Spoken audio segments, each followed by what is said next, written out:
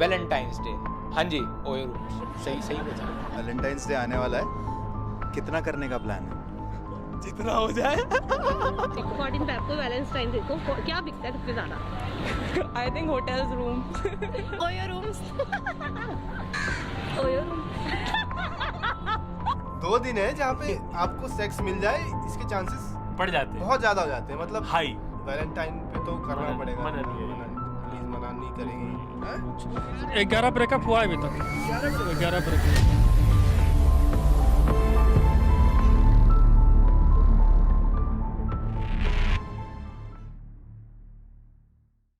मैं कोई प्यार का दुश्मन नहीं हूँ, लेकिन जब भी मैं ये डाटा देखता हूँ तो मेरा खून खौल जाता है और मैं चाहता हूँ कि आप भी इस डेटा को देखो, जानो और समझो।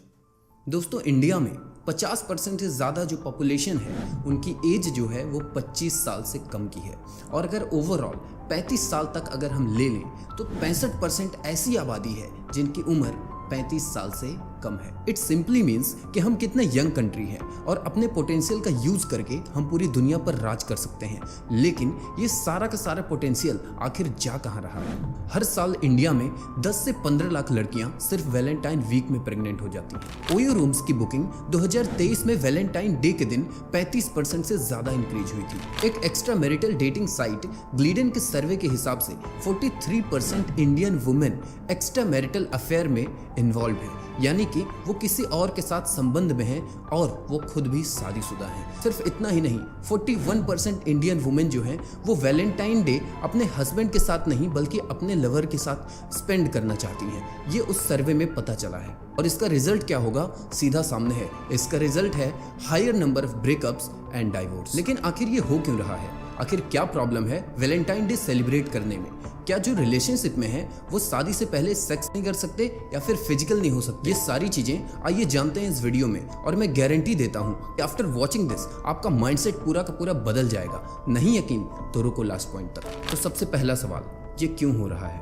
अगर मैं बात करूं 5 साल पहले की तो ये सिचुएशन इतना भी खराब नहीं था, लेकिन पिछले 4-5 सालों में ये नंबर जो है वो आसमान छू रहा है। और इसका सबसे बड़ा कारण है पीयर प्रेशर। कॉलेज में अगर किसी की गर्लफ्रेंड नहीं है या फिर किसी का बॉयफ्रेंड नहीं है तो उसको एक हीन भावना से देखा जाता है, उसकी वैल्यू नहीं की जाती, और यही चीज उसके माइंड में धीरे धीरे प्रेशर डेवलप करता है कि यार मेरी भी कोई गर्लफ्रेंड होनी चाहिए या फिर मेरा भी कोई बॉयफ्रेंड होना चाहिए। अगर किसी का नहीं है तो उनके लिए बहुत ही बेकार चीज मानी जाती है, और अगर किसी के मल्टीपल बॉयफ्रेंड्स या फिर गर्लफ्रेंड्स हैं तो उस सोसाइटी में या फिर उनके ग्रुप में इस चीज को बड़ा ही कूल माना जाता है। और इसी प्रेशर की वजह से टीनेजर्स का सबसे मेन प्रायोरिटी बन जाता है कि यार चाहे कुछ हो ना हो, चाहे मेरे मार्क्स आए ना आए, चाहे मेरी सोसाइटी, मेरे पेरेंट्स मेरे बारे में क्या सोच रहे हैं, उनकी क्या जिम्मेदारियां हैं, इन सबसे कोई मतलब नहीं है। लेकिन सबसे पहले एक गर्लफ्रेंड होनी चाहिए या फिर एक बॉयफ्रेंड होना चाहिए। क्यों? क्योंकि जिस सोसाइटी में उनको रहना है, जिन लोगों के साथ उसको टाइम स्पेंड करना है, वो लोग उसको बहुत ही हीन भावना से देख रहे हैं,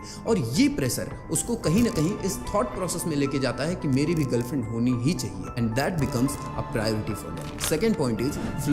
ये फ्लो बड़ा ही नॉर्मल वर्ड लगता है, लेकिन अगर आप अपने कॉलेज के दिनों की बात सोचो या फिर कॉलेज नहीं स्कूल की ही बात करें तो बहुत सारे ऐसे फ्रेंड्स होता है, उनका ग्रुप होता है। उस ग्रुप में 1-2 कपल्स होते हैं जो एक दूसरे के साथ रिलेशनशिप में होते हैं और बाकी लोग नहीं होते, लेकिन उस फ्लो में उनकी भी दोस्ती गहरी हो जाती है और वो भी रिलेशनशिप में आ ही जाते हैं, और ऐसा 70 से 80% देखा गया है। लेकिन ये जितना सिंपल लग रहा है सुनने में उतना सिंपल है नहीं। इसका जो रिजल्ट है वो बहुत ही ज्यादा डरावना है, जो कि आने वाले पॉइंट में मैं डिस्कस करने वाला हूं। और ये क्यों हो रहा है? इसका तीसरा रीजन है easy availability of rooms. OYO ने बहुत ही काम आसान कर दिया है। दोस्तों, अगर पहले की बात करें तो पार्क में मिलना या फिर पब्लिक प्लेस में मिलना ही बहुत बड़ी बात होती थी, और उसके लिए भी काफी ज्यादा प्लानिंग किया जाता था। लेकिन आज के टाइम पे आपके पास सिर्फ एक आधार कार्ड होना चाहिए and you are good to go. Actually ये एज ही ऐसा होता है।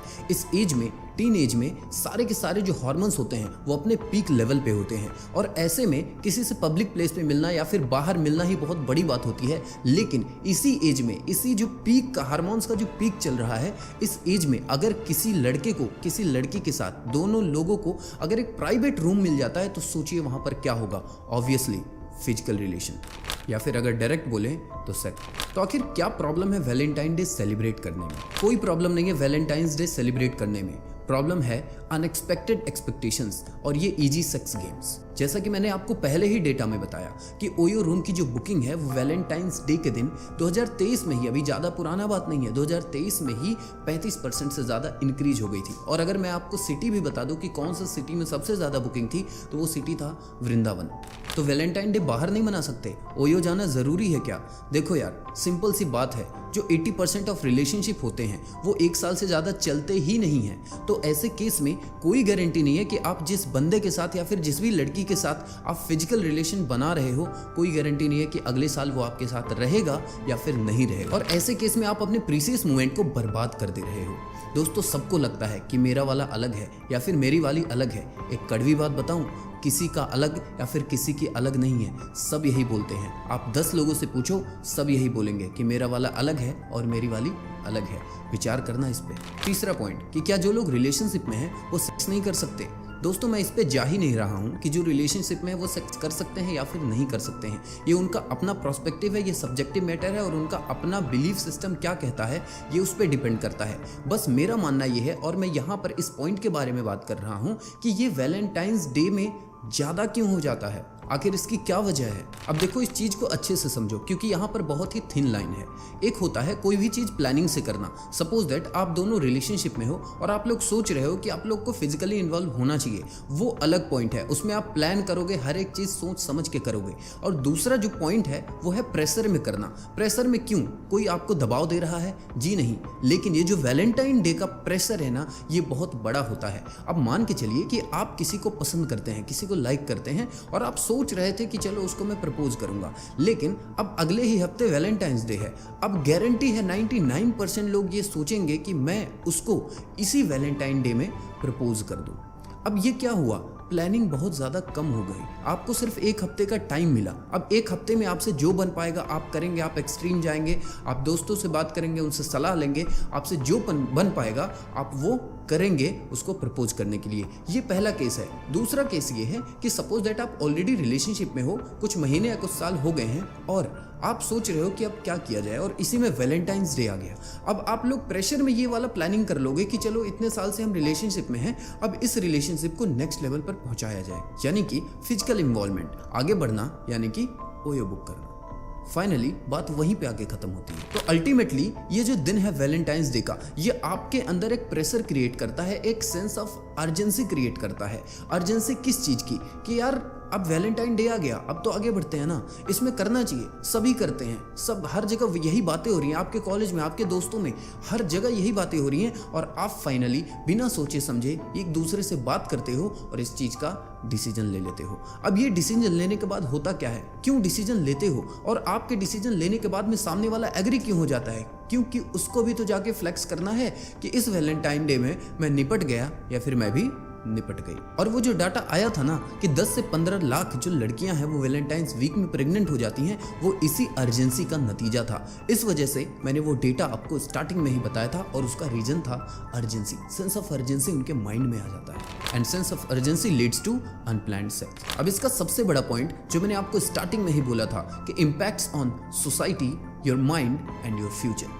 इसके अंदर जो पहला पॉइंट है वो है करियर रुइन। आपका करियर जो है वो पूरी तरीके से बर्बाद हो जाता है। आप खुद सोचो कि एक टीनेज की लड़की अगर प्रेग्नेंट हो जाती है तो क्या होगा, उसके माइंड में क्या चल रहा होगा? दोस्तों, उसका पूरा का पूरा करियर खराब हो जाएगा क्योंकि उसको बहुत ही टाइम लगेगा। अगर वो उस टाइम पे उस सिचुएशन को झेल भी लेती है, फिर भी उससे बाहर निकलने के लिए, मेंटली स्ट्रांग होने के लिए, मेंटली रीस्टेबल होने के लिए उसको बहुत ज़्यादा टाइम लगेगा। और यही वक्त होता है करियर बनाने का, यही वक्त होता है पढ़ाई पे फोकस करने का, और उसका वो टाइम इन सब चीज़ों में बर्बाद हो गया और अल्टीमेटली वो लाइफ टाइम इस चीज़ का रिग्रेट करेगी कि मुझे वो नहीं करना चाहिए था। और इस चक्कर में उसका सोसाइटी में इम्पैक्ट, उसका कॉन्फिडेंस, उसकी पर्सनालिटी और यहाँ तक कि उसका करियर और फ्यूचर सब खराब हो जाता है।